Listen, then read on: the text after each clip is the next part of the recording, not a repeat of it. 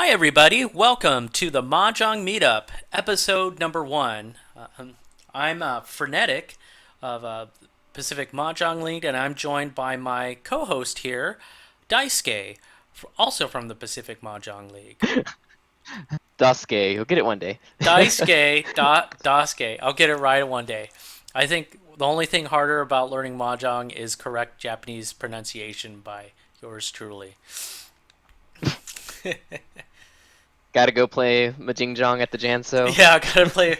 I gotta play the Mahjong at the janso.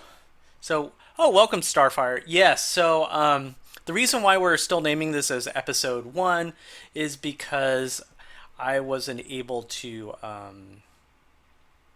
Let's see. Let me see this. Can you guys see the video? Because it's not loading on the Mahjong meetup here. So we'll try that again. I'll refresh. But what happened was, It's loading for me. okay, cool. So you can see it from your Oh, side. yeah, looks good. Okay, cool. So what ended up happening was I didn't have the. I thought I had the box checked to directly port over and automatically archival broadcast, but I didn't, and I didn't have it enabled in OBS to automatically record a local stream, and that didn't work. Oh well. So we're kind of doing this as episode one. So again, welcome Episode everybody. 1.5. Yeah, 1.5, or the other one was episode zero. Yeah. So we're just going to recap. So, welcome to the Mahjong Meetup. And you might ask what this is all about. It's a Twitch chat where you and the Ricci Mahjong community can come in and interact and just kind of hang out. Episodes will follow kind of a loose format. We'll have a bit of subjects of what we're going to cover.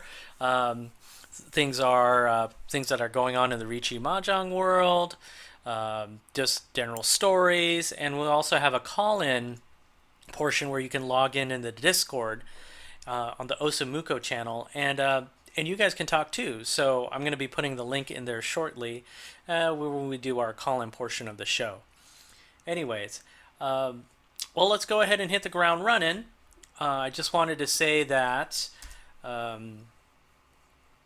So last episode I talked about the janso, and that's probably best that it didn't get recorded. But a little a joinder to that, or a little, I was able to hang out with Emsan, and we were hanging out, and I said, and I hadn't really talked in depth with him about what had transpired that one fateful evening. So I kind of asked him, "Oh, so what did you guys think when I was standing out there?" And he said, I think he was wondering, they were very cautious because, Mahjong is kind of a gray zone, a gray area. They finally invited me in. And so when I was sitting down to play, they didn't know who I was. And it was just a really strange way of someone coming into to the Janso, because no, I think I was the only foreign person, Gaijin, that came in for a long, long time. And so what happened is, so I sat down.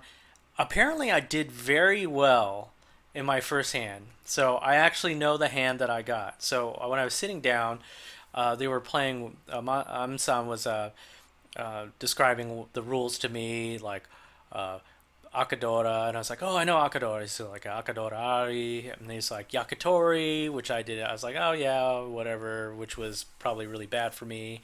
And then Wadame, which was really new to me. And then so we started playing, and the first hand that I won, um, I had, I believe, like two fives of each suit. So, and the Akadoras came out pretty well. So I pawned them like really quick, and my pawn timing was pretty off, I think, because I look and then it's like, oh, that's a red. I'll pawn. And usually when they're playing the game, they just kind of make the mode. They kind of grunt, and then like they take the tile. So I pawned two Akadora, and then I round off of my Toyman, who was uh, the Kaicho, across from me, and then when I run and I reveal my hand, they're like, no, no, what is this guy doing? Like he can't have this hand. And and when I revealed my hand, it was Sanshokodoku off of the fives, which is Dasuke. That's a pretty uncommon hand, Pretty, yeah, it's pretty uncommon.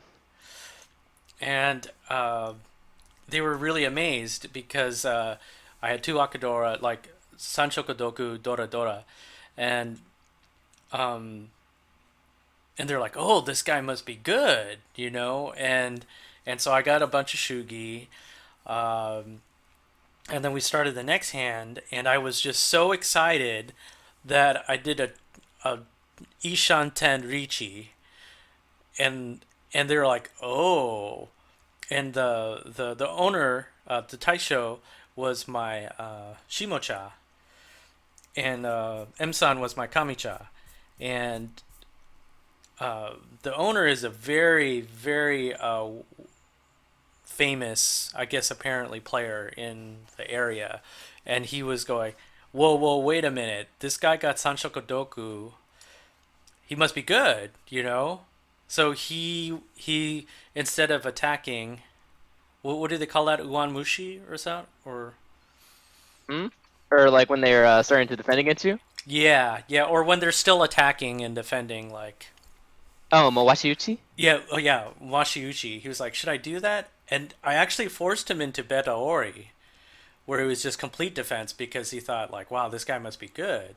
And he actually turned to me. He's like, "You very good at mahjong." And I was like, "Oh, I'm okay." And then, so what ended up happening is everyone went Beta Ori, and then it came time to reveal my hand, and I had like a Noten Richi, and it was like a Chumbo. They're like, "This guy's horrible," and then it all just came out, and they're like, "This guy doesn't know what he's doing." And then finally, I think I missed a chance to pawn for a prospective Daisengen, and the Taisho looked over at my hand after. He's like, "Why didn't you know Daisengen?" And I was like, "I'm stupid." And then we all knew how the story went. So that's my little recap.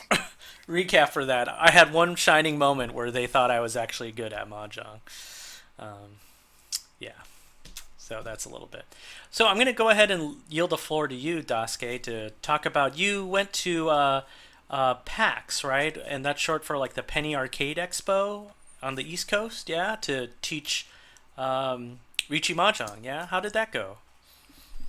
Yeah. So over this past weekend, actually, it wasn't this past weekend. The weekend before last, Uh, the USPML, which is the United States Professional Mahjong League, which is basically the PML or the Mahjong group over there in New York, run by Graviton, who's also known as David.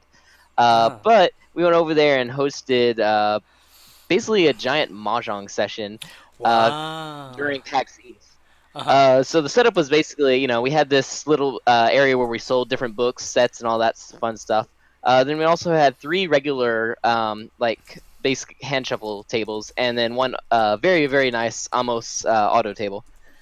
So throughout the entire day we'd basically go over there, have I don't know, like 5, 7 people on staff at a time.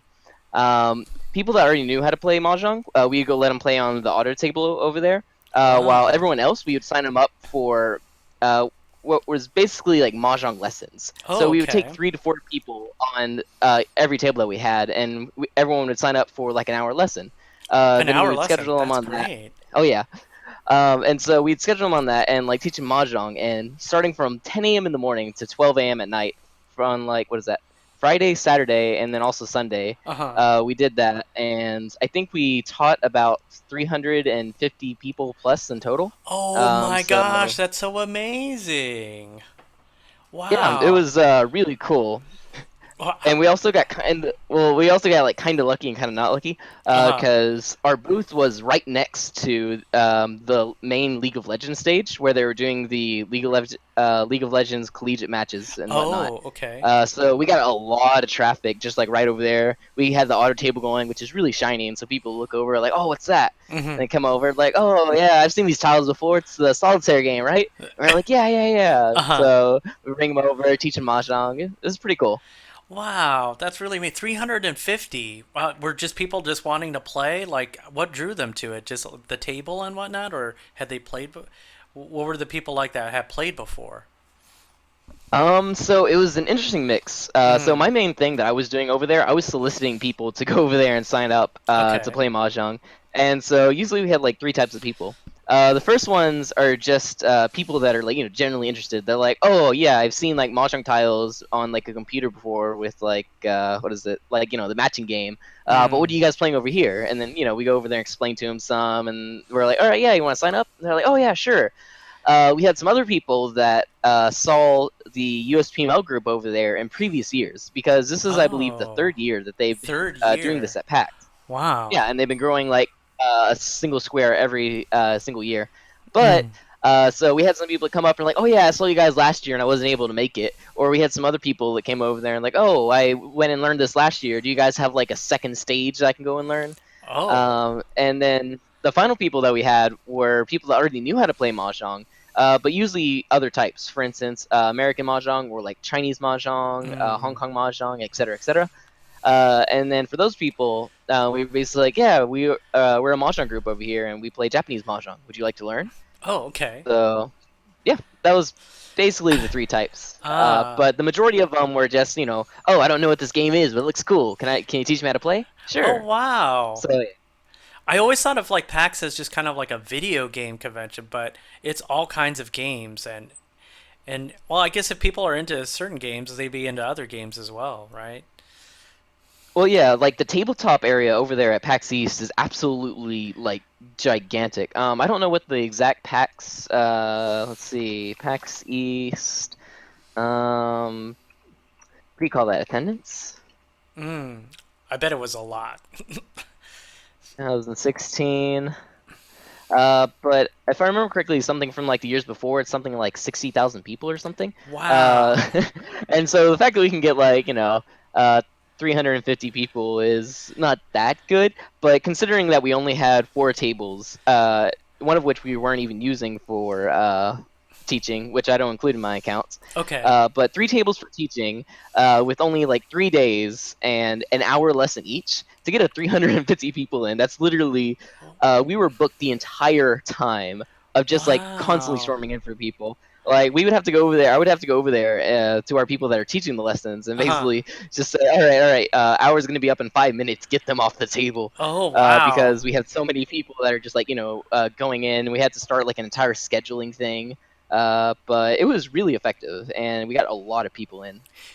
I think that's what we as Mahjong players need to do is get out into different gaming conventions. We've been doing anime conventions, which has been really good too. But I think getting out into your board game meetup groups, is something. It doesn't need to be on the same magnitude as going to PAX. Um, if you set up the table and put up the tiles, I think people will come with some encouragement. Was that your feeling when you were trying to recruit players? I mean, you guys were booked solid. Oh, most definitely. So for any of you don't know right now, lately within this past month, we formed the North American Ricci Mahjong Association, which is basically a association formed from a different collection of people all over the United States from various different mahjong groups to go forward and like help promote mahjong and also represent us as a country to other mahjong playing nations. But one of the main things we're doing right now is forming different committees, and one of the main ones we're trying to form is a outreach and teaching committee, Ah, because like stuff like this is really really important, especially for a game that's kind of so unknown as mahjong compared to like other games that are out there. For instance, like the giant League of Legends booth that we were right next yeah, to. yeah. But one of the biggest things in mahjong is, and one of like the most like important things I heard when inviting people to play mahjong is, we had some people that are like, oh yeah, someone tried to teach me this long ago and it was really hard, so it didn't Uh-huh. work, et cetera, et cetera. So teaching people how to play mahjong, I think, is extremely important to increasing the player base and the people that are actually like, oh yeah, mahjong, cool, let's go play, Yeah. kind of sort of environment. So one of the main things we did at PAX is we didn't start out going, sit them down on the table, like, all right, guys, so we're gonna start you out. This is the door over here. It gives you extra points, and now we're going to show you how to do a Kakushi Muso.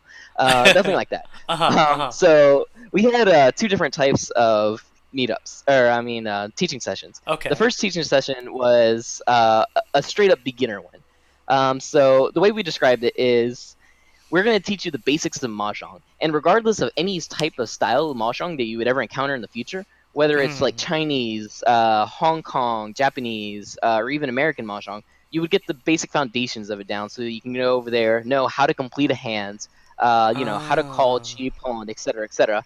okay. And, basically use this knowledge that you have to go over there and learn any style that you would encounter, which is a really huge appealing factor to a lot of That people. is, that And is. not to mention, Mahjong's a kind of complicated game, especially the initial rule set.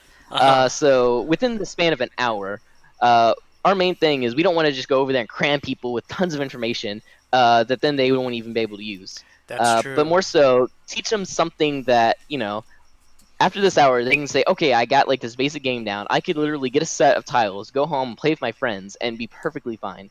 And that is what is our main goal. Of which Graviton or David was actually selling these individual pamphlets that had a very, very found or fundamental version of Mahjong that we were also selling at PAX, basically for just the print price of the pamphlets, Oh, that's so that people great. could just take a Just to set and recoup your yeah, costs. yeah, Yeah. yeah. So, it's just so they could grab a set, just read it, go over there and play. Similar to any board game that you would possibly buy at PAX, we wanted to make Mahjong into that. And then the second lesson that we had is for people that went more, and they're like, okay, cool, this is nice, but what's next? Uh-huh. And what's next is we would go over there and show them the specifics of Japanese Mahjong and, how that goes over there and plays out. We teach them, the basic rules, like what is the Yaku, the door tile, and footy 10. Mm. And when we go over and move that, we had like these really nice cheat sheets that just showed them like a basic four hands that everyone could just That's easily great. grasp and go for. That's great. Um, but yeah, it was really, really successful, and a lot of people that went there, they got a lot of they got a lot of experience teaching people. We had some people who never taught anyone ever, Uh-huh. but you learn very, very quickly at PAX when you're forced down with so many hundreds and hundreds of people coming in, coming in, coming in. And you're just doing it for So hours and hours and yeah, yeah, yeah. So definitely one of the things we're looking at in the future for like any and this for specifically for PAX as well, for any club that wants to go over there and help out with PAX, but also maybe wants to send some people to get some experience teaching people how to play mahjong. Something like PAX is really, really good for that because you will get a lot of experience very quickly. yeah, that's right. But yeah.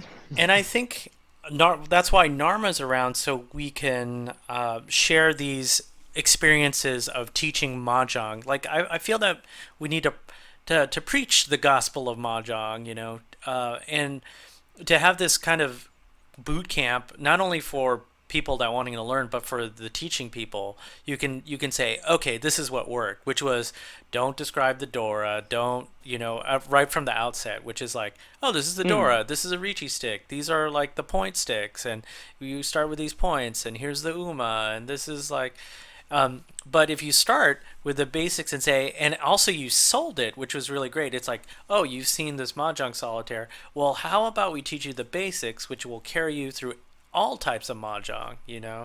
And that's very attractive. We're like, oh, you mean I get to learn a whole game that will help me out in learning all of these other variations? And then how long did that take? Was that about an hour or a half hour? So every lesson we described them as 45 minutes, but actually they Okay. were an hour, and Ah, that's how we scheduled them. So for the end of when people come up and say, "Oh, like what game is this?" Like I've seen the tiles before, and I'm like, yes. "Okay, so what you played on the computer? If these are like cards, that's like Mahjong Solitaire. While the Mahjong that we're playing is basically Mahjong Poker." Um, Ah, good. though the way we how do you say taught people varied a little bit. So we had multiple different teachers. I think something like 7 or 9 people in total. Ah, I see. But it was really interesting because during the entire time, I was running basically the signups as well as helping out and also running most of the time the counter that we're selling stuff at. And so afterwards, a lot of people would come over there and like, oh yeah, I just played this game at that teaching session, and now I want to buy stuff or do et cetera, et cetera. So the people that played it for an hour and got really interested in it and want to come back and try to find like what's more. And from this, it's actually pretty cool because then you could see, all right, who taught them and what teaching style were they used, Oh, I and from that you can see. figure out which one is more effective than the others. Which one of these styles not only teaches them the game, but more importantly, gets them interested in it, gets them, looking at Mahjong and saying, "Wow, that was really fun. I want to come back and do more." So, for instance, saying just a couple off the top of my head, Uh-huh. Gemma, and what is his name? A fine gentleman with really cool glasses, and his name starts with an A. I Okay. completely forgot his name. We'll get But back to that. We'll put it in the YouTube notes I once you know, right? remember. Yeah. But regardless, the way they taught people was really cool. So first off, they did teaching style very similar to a style described by a what is his name? A mahjong enthusiast, so to speak, who plays in Japan, and he's from America originally. His name is Benjamin Boas. Yes. But he described us. What he said was like the base style of mahjong, how to teach people. Okay. So to start off, like don't make any walls. Don't Don't make like any do walls. Okay. dice. Don't Okay. yeah, don't do any dice. Don't do Okay. any of that stuff. All the stuff that he describes as ritualistic stuff in mahjong that makes it seem Yeah. like very, how do you say, like imposing and like, whoa, what is this? Like Yes, they're Alan, thank barriers. you. Like if you build the walls, it creates walls for learning, right? For at least at the very outset. Yeah. Um, but so then what they do is take out, serve them all the tiles, but then take out all suits except one. So the one they Oh. suggest is Pinzu, because anyone can look at the number of circles and count. Oh, there's 5 circles. Oh, there's Okay. 8 circles. So guys at home And then that are wanting to try to teach people mahjong. This is a seasoned veteran from a whole weekend of teaching 350 people. So just to recap, don't build walls, don't roll the dice, or don't roll the dice, don't build walls. Narrow it down to one suit, which is pinzu for this. For okay, continue on. so you just get the Pinzu tiles, separate them from all the other ones, and flip them all over. Then you Okay. have everyone draw 4 individual tiles, and so then you start off with 4 tile mahjong. Mm, So in 4 tile mahjong, you have a hand of 4 tiles, and then okay. you draw one. Your entire goal is just to complete a single meld and one pair. In Okay. which case, a meld is either, as you know, a run of 3, or actually, I think they call it a set. So it's either like 1, 2, 3, or it's going to be like 3 of a kind, and Mm. then one pair. So from getting off of this, usually people will kind of look at this and get it really, really quickly because it's pretty simple, right? Yeah. Yeah. So four But tiles. Yeah. yeah, yeah, Yeah. yes. But it just gets them into the game really quickly so they can start to understand it. And then also, figure out how you can win really quickly. Oh. So always teaching them words for winning because, that's it's a really nice feeling in Mahjong whenever you're like, sumo, psh, or run. Yeah. That is such a good It's the feeling. things that, yeah, yeah, yeah. But the way that we're going over there is not just, we're not even teaching the words winning. We're just like, all right, if you win, just like scream out whatever. Oh, We'll okay. mention like the actual words later on, but the main point of this is just to let them have fun. Let them go over there and play this game and win and be And like, and yes, I accomplished something. and right Um, away. Yeah. so Yeah. yeah, yeah, yeah. So you'll have different groups, but generally when people start to get that, and that's usually like really quick, maybe in like a hand or 2 or 3, Mm. then start out kind of like, all right, now we're gonna bump it up one, and you move to 7 tile mahjong, or sometimes they'll just move straight to 10 tile mahjong. Ah, I see. In the Okay. case of 7 tile mahjong, you just keep the same one suit, except now you're doing hands of 7. Okay. Personally, I like skipping that one and going straight to the 10 tile mahjong, which that's Hmm. you start off and you add in another suit. From Ah. then on, you flip that over, and So then I you assume you do build walls of 10. you do sozu like rather than manzu because of the characters. Correct, Correct. Okay. correct. And then you have 3 sets Uh huh. and one pair. So play with those two, and then people start to get a feel of some of the more complex shapes, and Ah. they can start to understand it really quickly. The really nice thing about doing it with less suits than you normally have in a full game is Yes. because if you're using all of those suits, especially with the Chinese characters, which a lot of people don't know, Mm-hmm. luckily we were using tiles that had little numbers at the top right, so that wasn't a problem. Oh, cool. But even so, with all these different types of tiles, it's really, how do you say, intimidating. So the players go Oh. over there and start looking at this game, and they're like, "Whoa, that's really hard. I can't learn this, man." Okay. Et Okay. cetera, et cetera. So you're basically just teaching them, how to go over there, how to make these individual shapes from like, the small basics from the Oh. individual suits. And then as you build up, they kind of realize, oh, okay, this isn't as hard as I thought. And whenever you get to 13 tiles, they're a lot more comfortable than if you were to say go over there and start them off with 13 and just Oh. like, all right, good luck. And they can pick it up a lot faster. And the main downside with this teaching style Yes. is that it takes a lot of time. Oh. But there are ways to shorten it. For instance, like Alan was doing, he was basically just going from 4-hand mahjong, skipping the 7 to Okay. 10-hand mahjong, and then to the 13-hand mahjong. Okay. Though it's really nice because people start to see like the intricacies of the game itself, especially within like the complex shapes and like how to play it. And so they're like, they actually grasp it as opposed to just trying to, take all these tiles and be like, okay, how am I supposed to do this? How am I supposed to do this? How am I supposed to do this? Et cetera, et cetera. Okay. With all suits and But all the instead, honor tiles. Yeah. correct, correct. Yeah. You just introduce them incrementally, and then by the time they get to 13, they're really comfortable, and then they can actually go over there and start playing the game for real, and also even learning some extra rules as well, because they don't have to worry about the stuff of like, oh, what is this hand? How do I complete it? Et cetera, et cetera. Mhm. Because they already got a general idea, and they already built up some confidence from the lower levels. But from Ah. what I saw, people building up like that, as opposed to the people that just jump in with 13 tiles and like are showing them Dora and et Oh. cetera, explaining all this stuff and like, oh yeah, you got to build the wall with like 17 tiles long. It's all this extraneous stuff that Okay. intimidates people Yes. and just drives them away from the game. And after they learn this basic hand stuff, they're like, all right, now we're gonna play for real. Let's build the walls and explain, explain, explain. Oh, and then you have usually we don't even teach them the Dora tile or any Japanese specific stuff within the beginner game. The only thing Mhm. that we do that is very Japanese specific is our discards, which we just discard in the nice orderly rows. Yeah. So you could probably say it's kind of similar to the World Series Online Mahjong rules, which is a similar way. It's basically Hong Kong style, plus you discard like Japanese. Uh, but yeah, and so those ways I found were like very, very, very productive and I guess effective as opposed to the other ways because a lot of the people that we had coming back for more, a lot of the Yes. people that we had come over there and say, oh, I want to buy a set now, I want to go over here and like buy books, I want to buy et cetera, et cetera. I want to go and learn more about this game because I want to play more. Mhm. We're the people that were taught the ways so that they felt confident with it. Ah, okay. From 4 to 7, and then from 10, you started building 10, 10 sided walls. Excuse me, 10 tile walls when you No, no, moved no. to We don't 10. even build walls. Oh, okay. Like No like wall you building. just like grab all the tiles that you're using and just like shuffle them in the middle face down and then you grab from Ah, there. I You don't see. even build anything until like you're ready for Ah. 13 tiles and then only then would you actually go over there and then build a wall, etc., etc. Ah, I see. And I think that's important for us mahjong well, to kind of ease people into it. And there'll be time to kind of go, okay, now you build the walls, and then you do, and here's like the east wind, south wind, and seed order, blah blah blah.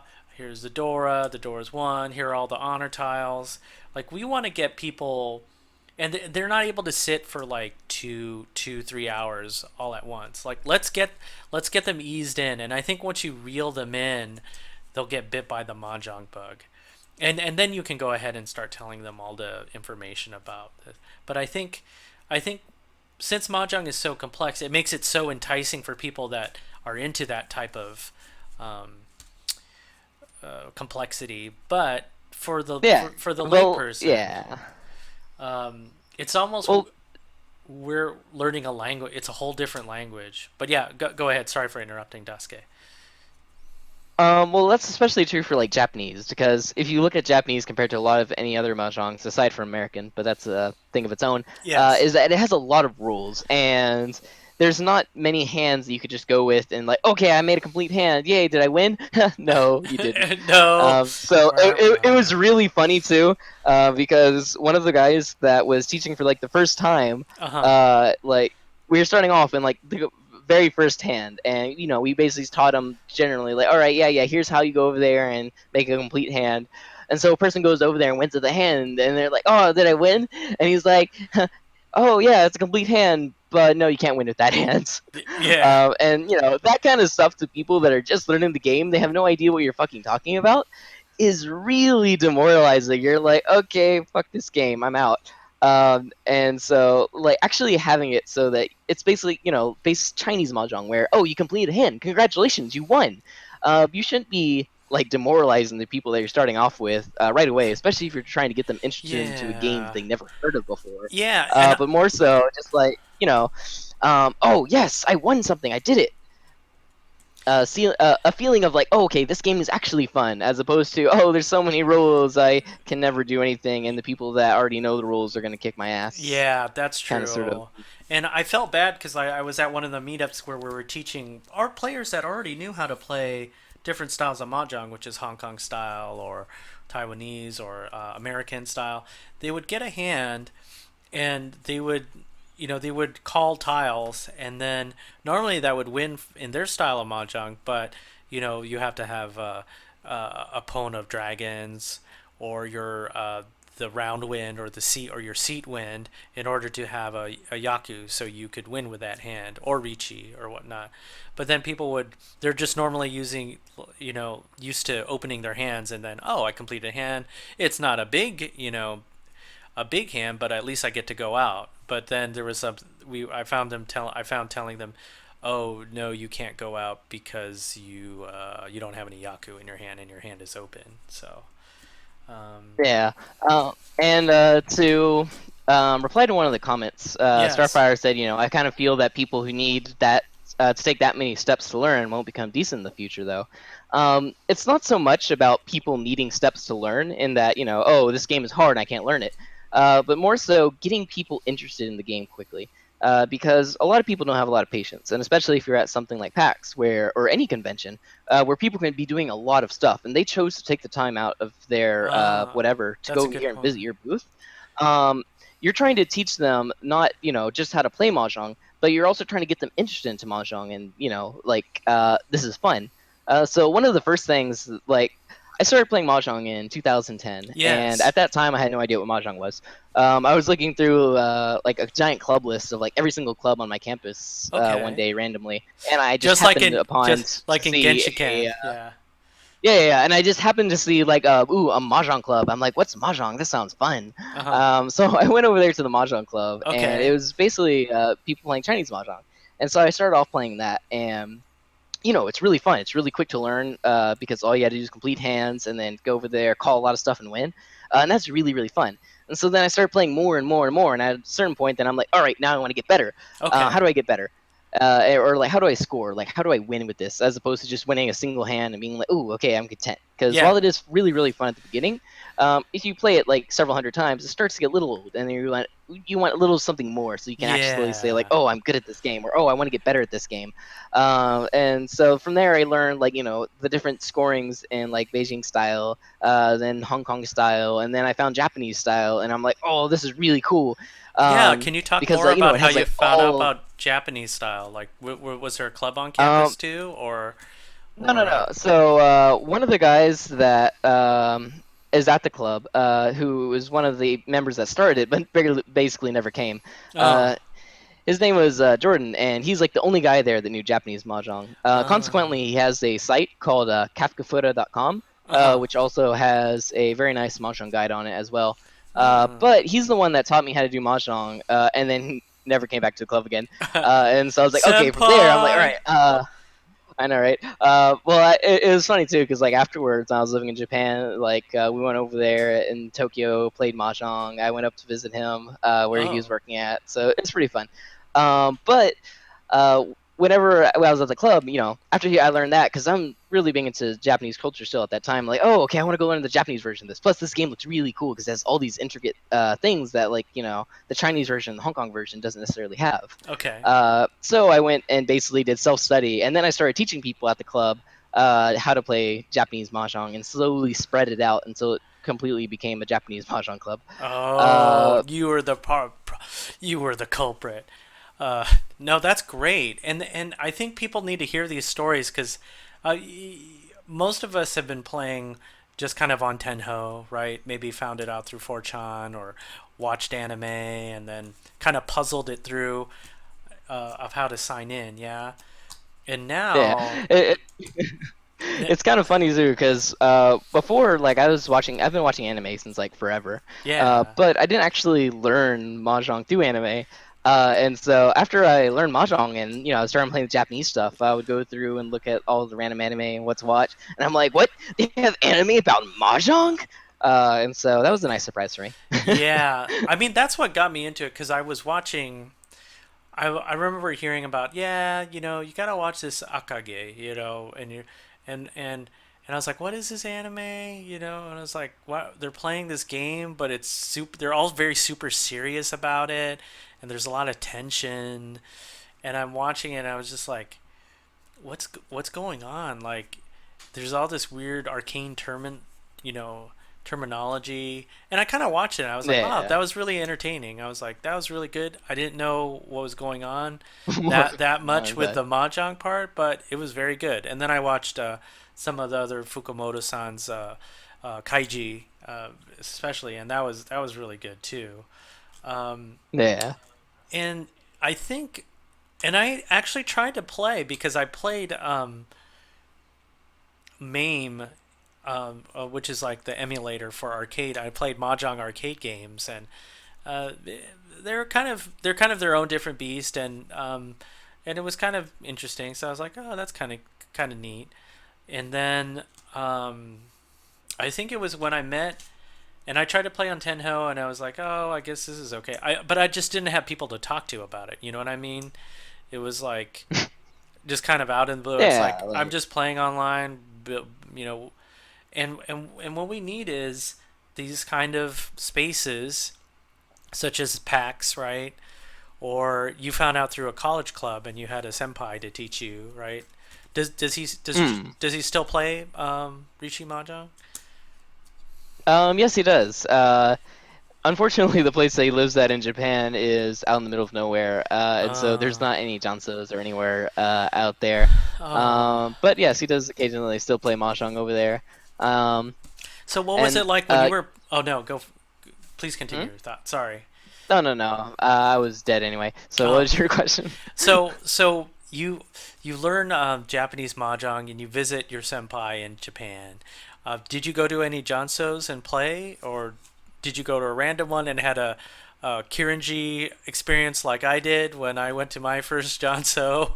Or No, not exactly. Not okay, not good. near anything like you. So my history of mahjong is kind of interesting. So, Yeah, please go in on. around 2010, Yes. that's when I started my, oh, like I went to go and learn mahjong and how to play this stuff. And so around about 2011 was when I actually started learning the Japanese mahjong, and then Hmm. I got my first Tenho account. And my Oh. first thing I did on that was like, oh, okay, I'm gonna go get like all these Yakuman. And so I just like did basically Yakuman Shibari. I only went for Yakuman, nothing else. Uh, Oh, you were a Yakuman yeah, yeah, yeah. hunter. Yeah, and then I was a Yakuman hunter, and then I got my R, I think, down less than 1,000 R, Oh. which Oh. is actually kind of funny because that account is the same account I still have to this day. Oh, Um, you didn't go like, oh, I figured out I'm going to restart account because I did all those. Hell no. Just Dang. got to keep with it. But Yeah. so after that, I like started. I'm like, all right, all right. I'm kind of sick of this. I kind of want to get better now. Yes. And so after that, I found like Tengoku High on my phone and started playing that. And then I found the Osamuko forum or blog and Ah. whatnot in around 2012. Hmm. And so after that, then I basically, went over here, started reading stuff, getting better at Mahjong, and try to actually approach the game of like, okay, how do I go over here and get better and better and better? Hmm. And then about a year later, I was, I think, fourth on or so, and Hmm. then I had the chance to go and study abroad in Japan. Oh, okay. And so I'm like, oh, okay, that's actually really fun. And plus, I don't have I could graduate, with my like double majors right now and like one more semester, or I could run off to Japan for a year and like take BS Ooh. classes and like just Ooh. spend the rest of the time doing whatever I want. For instance, Yes. mahjong. So what I did was the first semester I had the misfortune of taking a Japanese class, which was 5 days a week over there. Oh. And so I didn't get that much time to play, but we did have a mahjong club on the campus, and Oh. I got involved with that, and kept pestering the president of it to go over there and do more and more stuff. And so we would enter like collegiate tournaments against like Todai and like Oh. all these other people, and we played like a sake style tournament where Uh-huh. we'd go to a janso that had like multiple floors, and we'd be downstairs in a bar Uh-huh. watching on the screen as like one set of people play, and then whenever the scores Wow. yeah. And then whenever the round would end, then we go over there and switch people, and then those people come downstairs, new people would go upstairs, and then it would repeat, and we'd be uh, streaming that. It was really fun. But Wow. How after special is and that? Like how yeah, it was really. I didn't know that Japanese colleges had mahjong teams. That's amazing. I thought it was just kind of like they went to Johnson's. They kind of don't have well, a lot of mahjong, a lot of colleges have mahjong clubs, Okay. but there's usually not that much like low or nationwide mahjong, I guess, like sports or anything. Ah. The only thing that actually runs something like that is like, for instance, like some chains will run like nationwide student tournaments. But as far as like inter school battles, that's kind of a new thing, and that's basically something that was like started up between like our different schools, which is really cool because then it's like, okay, wow, we're actually going over here and we can create like this mahjong culture. Uh, uh, and because in Japan, mahjong for forever has been basically a gambling game. You go out, Yes. gamble with your friends, do whatever. But actually starting it up from this like club perspective, from this like as a competitive sport, made it Yes. really really cool because then we could get all these people together and like go over there and like fight, see who's best. Have these Wow. tournaments between our schools with the pride on the line, etc. Yeah, your pride. So I And know, right? you're cheering and But like the college spirit. Oh, to be young again and yeah, doing something like that. to be Wow. young again. Yeah. But yeah, so it was really cool right there. And then the second semester, I got a little bit smarter and just decided to put all my classes on 2 days. So I'm off Okay. 5 days of the week. Okay. So So from so then on, you're like 5 days. No more mahjong is my real class. I may be double yeah. majoring, but I'm taking a third major, and its name is mahjong. Well, technically, I was doing a third major. I just didn't want to stay an extra 30 hours, Uh. even though I Uh. have the credits or the requirements for it. Uh. But that's beside the point. Okay. Anyway, when I Two went to days. Japan, Okay. I'm immediately like, okay, I want to go to a Janso. I want to go play this stuff. I've heard about this from like Xkime. Yeah. So I You've want to go over watched here the and play this stuff. anime. You've watched the animes and going in. No, no, not much animes, but Okay. more so like I've heard of this stuff and I know that there's good people here. I want to go Okay. play. Okay. You want to So find I strong originally players. Yeah. yeah, that's like why you go to Jansos.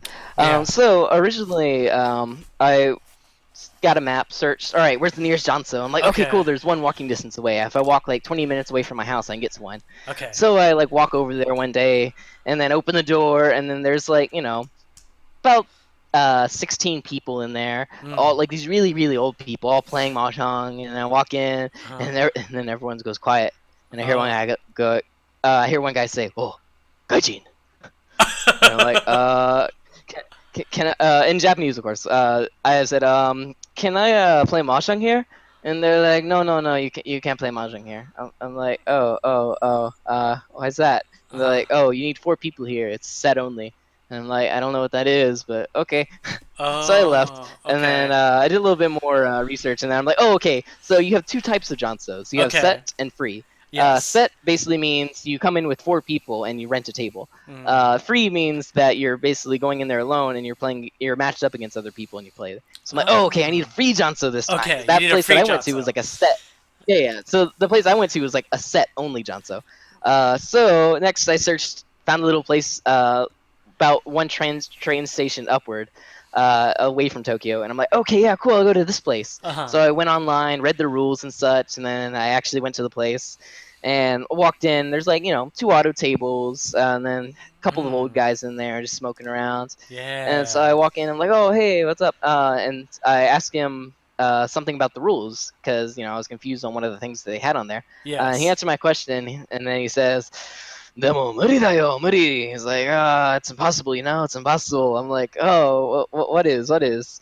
He's like, oh, you can't speak Japanese that well, and you don't even know how to play mahjong. I'm like, I can play mahjong. Uh huh. Well, you don't know how to speak Japanese that well. It's just too soon for you. It's just too soon for you.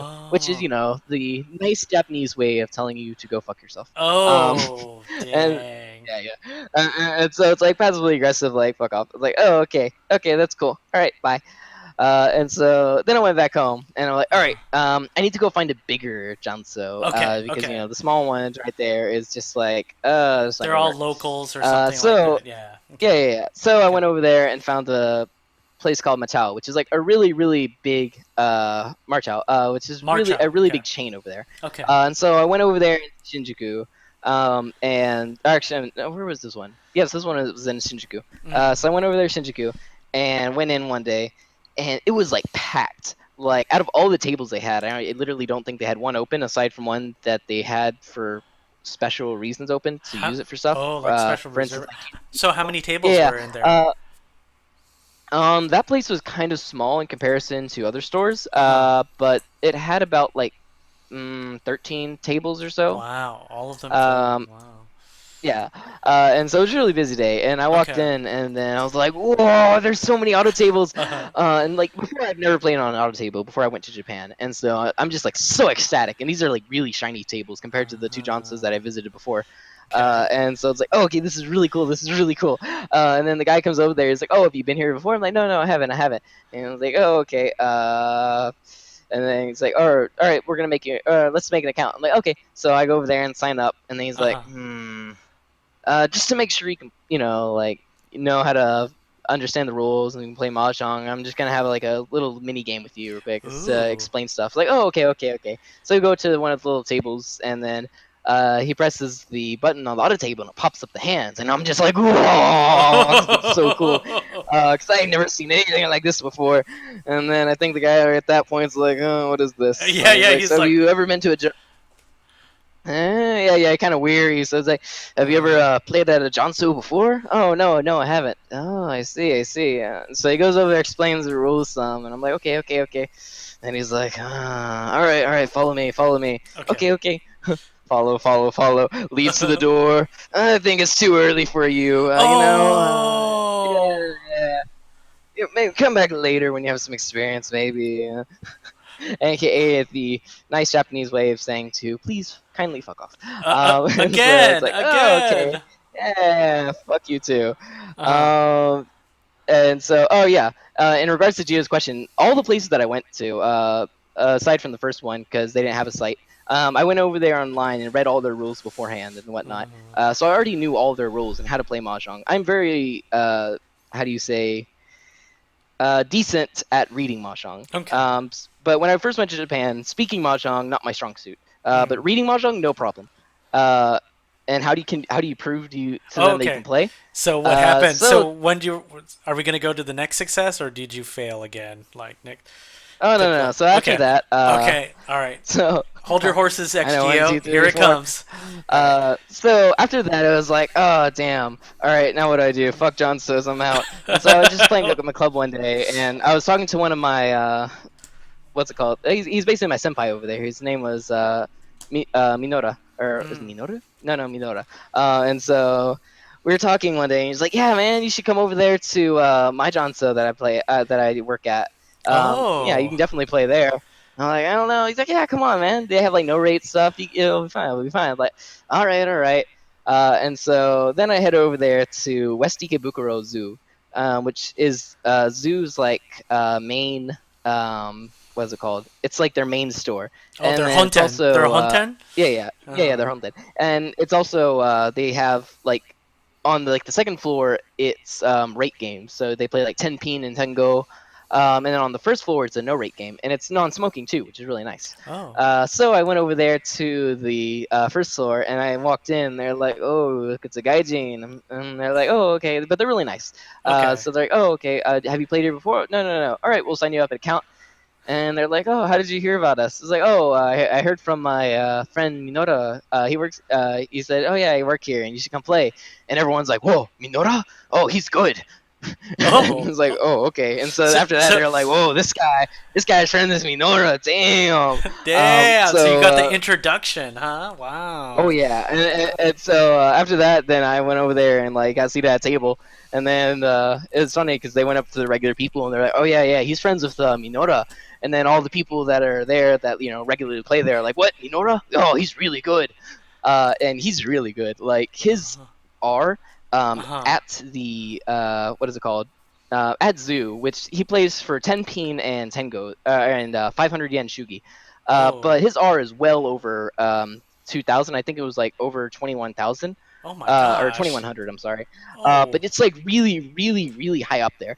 And so I go Whoa. over there and start playing there, and it's really fun. And I went there practically almost every single day for a long, long time. And I Uh-huh. never played at a Janso less than 6 hours. The most I Oh. did was like 16 hours after an all nighter before. So I really like going to Jansos. But after that, once you have like your first Janso under your belt, and you're like you're a little card from there, then you can go over there to other Johnsos and be like, "Oh yes, I played at a Johnso before," and because that's the case, they're a lot less weary to just kick you away. And I never got kicked away Ah. actually after being at Zoo, because then they're just like, "Oh, okay, you've been to a Johnso before and you played, therefore you're good." And so And it's you not really haven't lost all your money, so you have money to play at this John, so you must be okay. No, I'm just joking. yeah, yeah.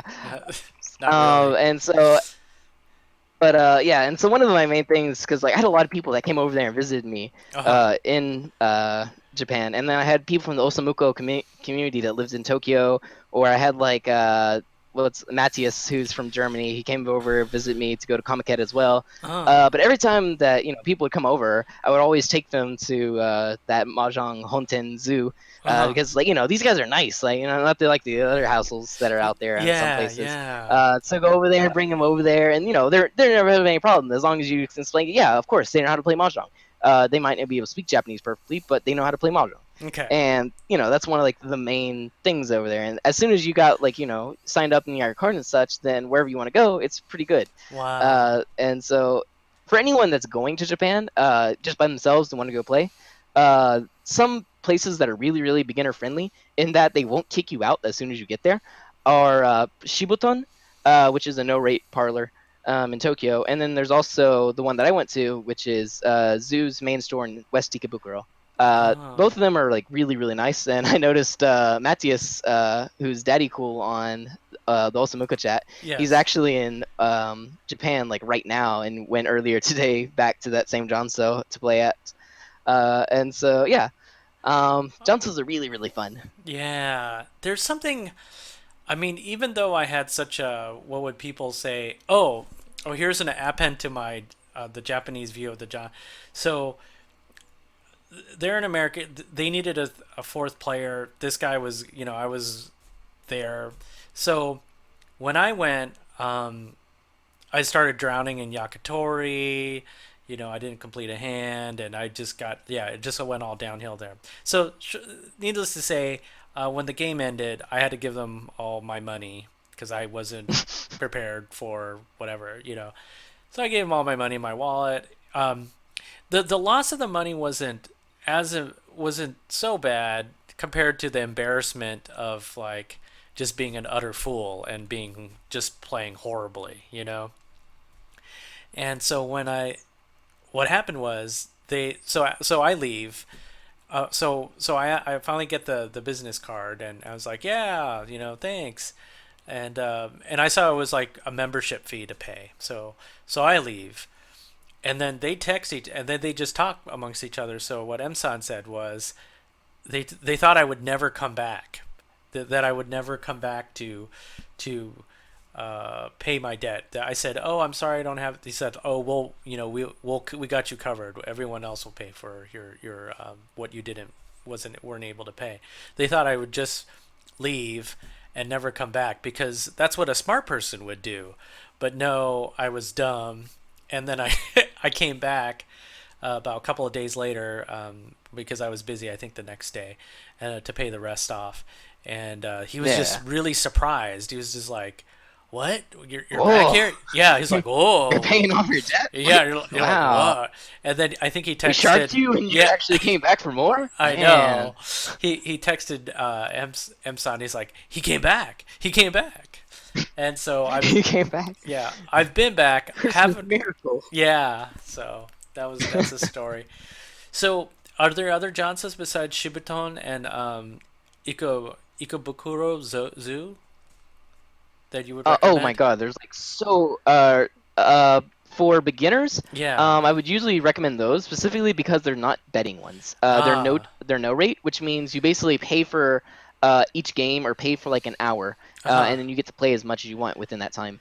And Wow. so that's really good for players that especially haven't been to a Jonso before. Yeah. Yeah. But if Yeah. you go to a Jonso and do that, then whenever you want to go and do the betting stuff, it's not as much of a problem because you already know how things go, what are the manners you're expected there, the speeds that they play at, etc., etc. That's true. But at the That's time, true. the actual, um, playing of Mahjong wasn't that hard for me because I already played at a pretty fast speed, and I already knew how to play and know count hands, etc., Uh etc. huh. The main thing was just like, have you played at a Jonso before? No, but all right, get out, kind of sort of thing. Oh. But a lot of places aren't like that. So, for Okay. instance, I know Xkime was telling me that the first time he went to Marchal, they basically, set him down, had like a simple hand to just show that he could actually play mahjong. And after they saw that, they're like, okay, fine, whatever. Uh huh. Unfortunately, I didn't get that chance when I went to Marchal, and that was Uh. probably just because either A, they were completely booked and didn't have time to deal with the random gaijin that came in, Mhm. or et cetera, et cetera. But if you go to one of the beginning places like Shibuton or Zoo, and then you go to other places, it's a lot easier because then you can just like show them your card from those other places, or basically just say like, "Oh, I have experience. I played at Ah, these I places see. before, and I can do it again," And you have the stamp kind of of sort of thing. approval. Yeah. Well, that's great. So hopefully, this provides a good guide for you guys that are going to Japan and want to play in a Janso, what to do first. Because even though that you may know how to play, they might just kind of like get you out. But first, think of going to Shibuton and Ikebukuro Zoo, right? First, One day you'll get to Japanese pronunciation somehow, one day, and and then you can go to the Janso. and Oh, I mean John. So you could go to the Janso, get your card, and just say, "What up, yo? I play Mahjong." And yeah, so XGO, take this advice, and that's how you get your foot. Go to Shibaton and Ikakaburo Zoo, and get your card, and then you can show your card to other Jansos or stay there and play. Um, let's see what else. Well, we're getting into another hour. Wow, time flies when we're having fun. I guess we won't have the call-in portion, but maybe we'll open the next episode of the Mahjong Meetup, episode 2, with you guys being able to call in, to go into Discord. In the YouTube comments, I'll put in links for maybe the guides on playing a Janso on Osamuko, um, links to Narma. So if you guys want to participate in Narma, that's great. And yeah, is there anything else you want to go ahead and put in, Daske, before we sign up? no, that's about it. I'll probably be. I was mentioning in chat. I'm probably gonna be in Japan for about like 3 weeks. When? Most likely in August or like the late July. Wow, that's But if I'm great. there and you guys are happen to be in Japan, definitely hook me up because I'm literally going to be going to a Janso and actually various mahjong dojos every single day, because that's what I like to do for fun. Yeah, So that's definitely great. hook me up. Let's see. I just want to advertise on May 15th, Sunday. We're having the Pacific Sunday, Mahjong League. Sunday. Sunday, Sunday, Pacific Mahjong League. Sunday, Sunday, Mahjong Sunday. Smackdown. Are Mahjong. you ready for some hardcore janso action? 3 auto tables, 12 people, 1 winner. One. Come to the PML Smackdown, the mini tournament. Yes. So that's going to be Sunday, May 15th, and it is full with 12 people. So if you want to get Oh wow. on the white wait list, you can. But yeah, Oh, did we Spencer get a slot? yeah, he's got a slot. So we have 12 people all on auto tables at the janso that I had originally gone to, and have since built a pretty good relationship with the Thai show there. And I just sit around and kind of hang out and listen to awesome stories, and it's great. Hopefully, which I will share on subsequent episodes of the Mahjong Meetup. Okay, I will leave you guys with this anecdote from talking to the Thai show. So I was talking to him about if he believed in nagare, which means what, flow or wave, right? And he just told me mahjong. He goes, mahjong is 70% luck, 20% skill. And now this was interesting because I've heard it's like 75% luck, 25% skill. So in my mind, as he was talking, I was like, okay, so what's the other 10%? And the other 10%, he does a big dramatic pause, and then he waved his hand in the air, and he pointed his finger towards the sky. And I was like, what, God? I was like, God? Like God? He's like, no, no, not God's. Like, and he just waved his hand in the air. So I'll leave you guys with I'll leave you guys with that. Um, Sounds a bit like a very much Showa player to me. yeah, yeah. So, um, yeah. So okay, well that's it for the Mahjong Meetup episode 1. Glad you could join us, guys. If you are watching this live, we're gonna try to have a more regular episode once me and Daisuke have a regular schedule. But it's gonna be catch as catch can, and just catch the episodes on YouTube. I'll also have a podcast link, so you can throw that up and just kind of listen to it in your car or at home or while you're playing on Tenho. So again. Go ahead and post in the comments what you'd like to see on subsequent episodes. If you might want to come on and be a guest, that'd be great. So, anyways, this is the Mahjong Meetup episode 1. Signing out. Again, I'm Frenetic. I'll hand it over for And you, I'm Dusky. Duske. There you go. And we'll see you guys later. Again, thanks for joining us. Hopefully, this will be a long series of Mahjong. Let's all join hands and explore it together.